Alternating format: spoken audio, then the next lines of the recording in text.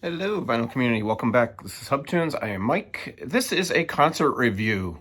I have not done a concert review in a long time. Not that I haven't seen any. I've seen a couple of shows, but I didn't feel really inclined to do a review.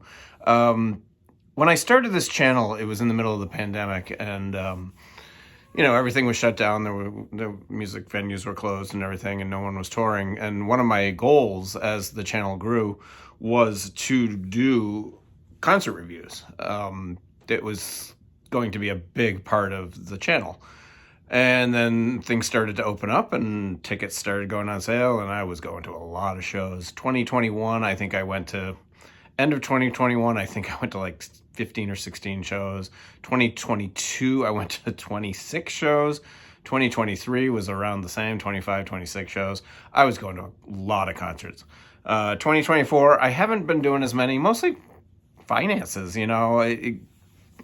ticket prices are crazy. I don't go to big, giant shows. I don't go to stadium shows. I only go to small venues. And so I don't usually use Ticketmaster, which is a good thing, but even still, the other, Access and there's so many different little ticket brokers now, which it's really not a monopoly, is it? Because I never use Ticketmaster. Very, very seldom do I use Ticketmaster. It's always Eventbrite or Access tickets or something like that. But anyway, and then going to the show, I do like a cocktail when I'm at the show, and they do get kind of pricey. So, I've been kind of limiting what I'm going to. I do have about 12 shows this summer that I'm going to, which is crazy, but it's going to be a lot of fun. You can go back and look at all my concert reviews in the playlists. There's got to be 50 or 60 of them. Different shows, different, big shows, small shows, jazz shows, rock shows, unknowns, legends, all kinds of concerts that I've been to. So you can check that out in the playlists. This one is about an artist that if you told me back in 1997, I think she debuted, 96 she probably debuted, that I would be going to see her in 2024, I never would have believed you. I didn't think this artist was going to be around that long. I was never huge into her. I enjoyed her music. Her first two albums are terrific. And then I kind of lost track. Like I think a lot of us did. I don't think many, except for hardcore fans, really paid much attention to her after the first two or three albums. I could be wrong. That's how I see it. I don't know. So a friend of mine called me up the other day, and he's like, I have an extra ticket to see Suzanne Vega. Do you want to go? Well, sure. I mean, it's not a concert I would have gone out to buy tickets for, but, given the circumstances, I was like, okay. It also happened to be at a place called Space up in Evanston. It's about half a mile from my house. I can walk there, which is another bonus. It is a wonderful place. It is a wonderful, wonderful venue to see a show. It maybe holds 200, 250 might be the limit. It is an intimate room. I've seen many concerts there. I've seen Ian Ball from Gomez. I've seen Delvon Lamar, who I'm actually going to be seeing there again next week.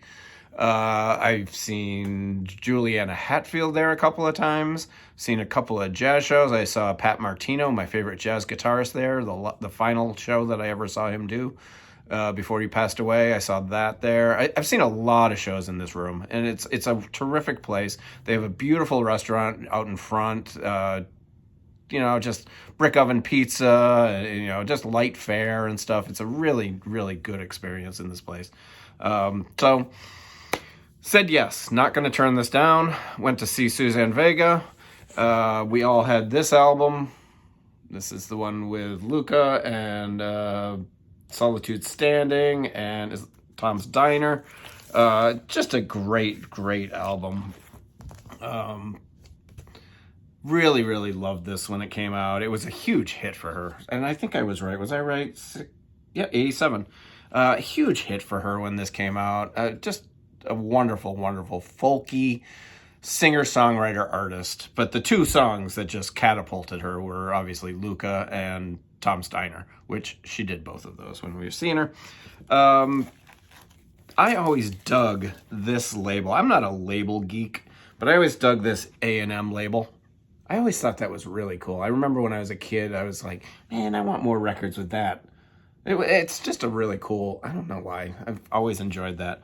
But this is a terrific record. Like I said, I mean, everybody, when this came out, this thing was all over the radio, all over MTV. This was a huge, huge record.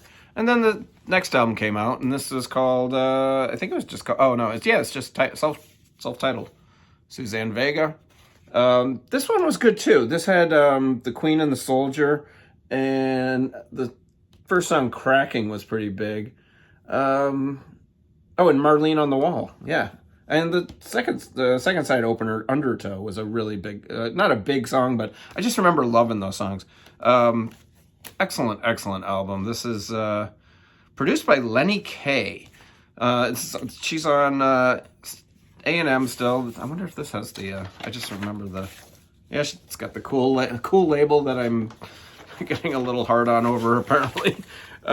Excellent record, too. Really solid. This is the back. Produced by Lenny Kaye, who is the longtime guitarist and collaborator for Patti Smith. Apparently, they were very good friends back in the day. I did a little reading on her, and they're still very close, apparently. So Suzanne Vega is out in New York. She is a New York City girl. She writes about, her poetry is about New York City and experiences in her life in New York City. She came out, it was just her and a guitarist. His name was Jerry something. Older gentleman, probably her age, maybe even a little older.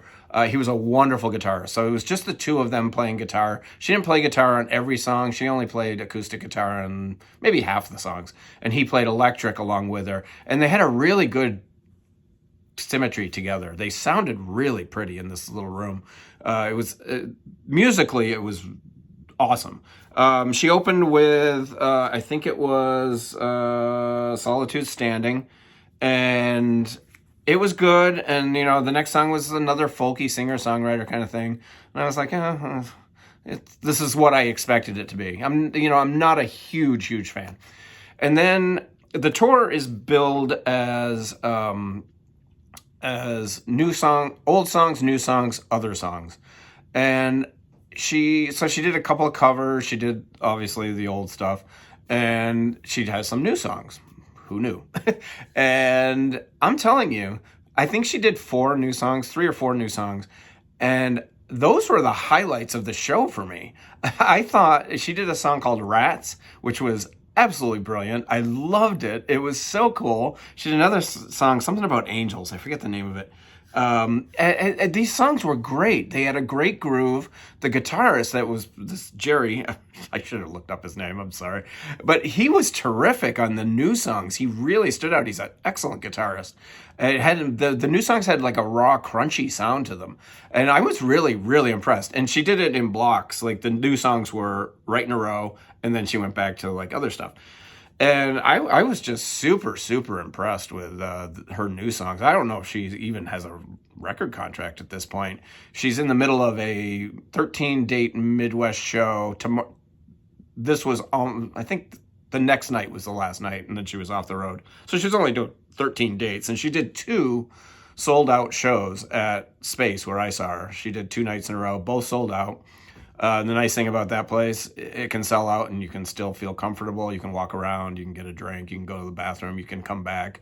They have seats and tables. I was standing room. I don't mind standing at this point, for a short show or something like that. So yeah, it was perfect, really. So she also, she was really funny.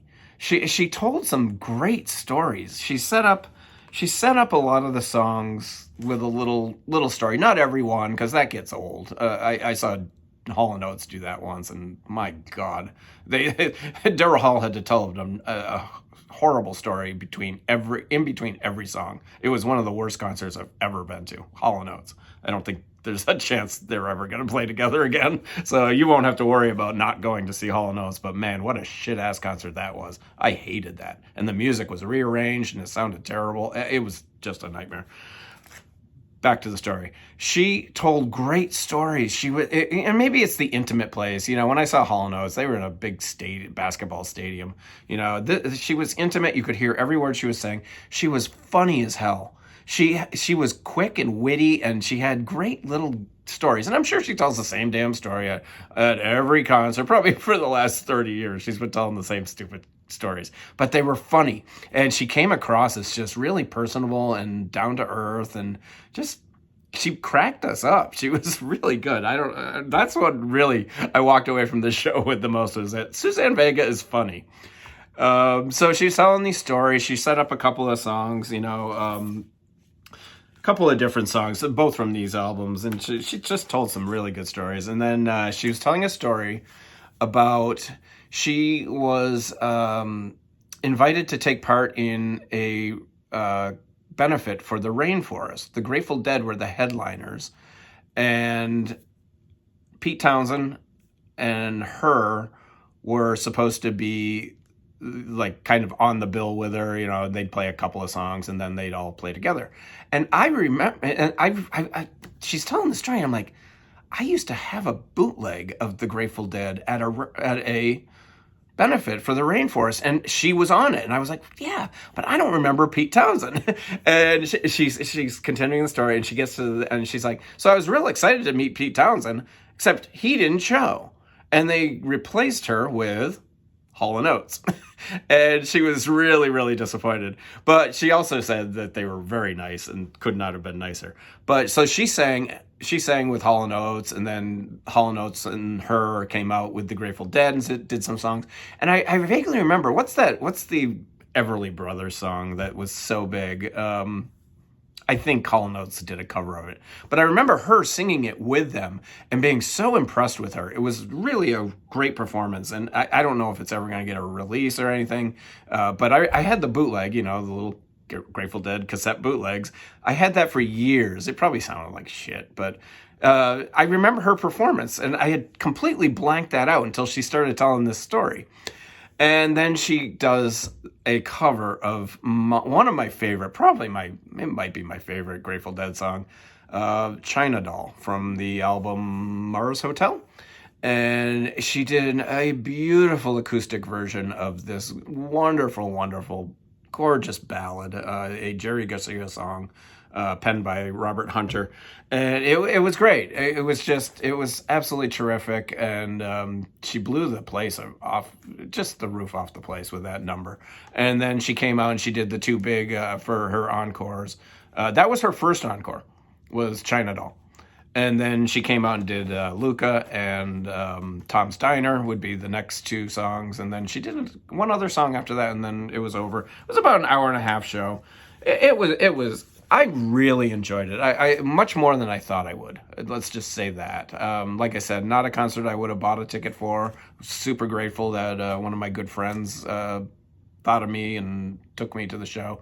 It was really good. She was funny, personable. She sounded great. Her vocals were terrific. Like I said, the meshing of the two guitars was really, really good, and the atmosphere that I was in that room is top notch, one of the best in Chicago. So that's it. Quick review of Suzanne Vega live at Space in Evanston, Illinois, 2024. I highly recommend going and seeing her. If you like that singer, songwriter, folky kind of thing, she's totally worth it. Really dug it. Excellent, excellent show. So you guys, I got another show coming up. I'm going to see Delvon Lamar Trio again. It's like my 6th time going to see him. I may do a review, I may not. I didn't do a review on him the last time I saw him because I've done several reviews on him. But he's got a whole new band now. He's got a new drummer and a new guitarist in the last year and a half, 2 years. So maybe I'll do a little review. I like doing these concert reviews. They're fun. Going to see the Dead and Company in Vegas at the Sphere. I will definitely be doing a review of that, even though they've never made a record. I have nothing to show. But yeah, going to see them in May. And then going to see Melissa Etheridge and the Indigo Girls with a bunch of my best lesbians. And that's in August, and I can't wait. I'll probably be the only man there, but fuck yeah, I love the Indigo Girls. So talk to you soon. Questions, comments, snide remarks. Remind me, what's that Everly Brothers song? It's on the tip of my tongue. I'm sure you guys know. Bye.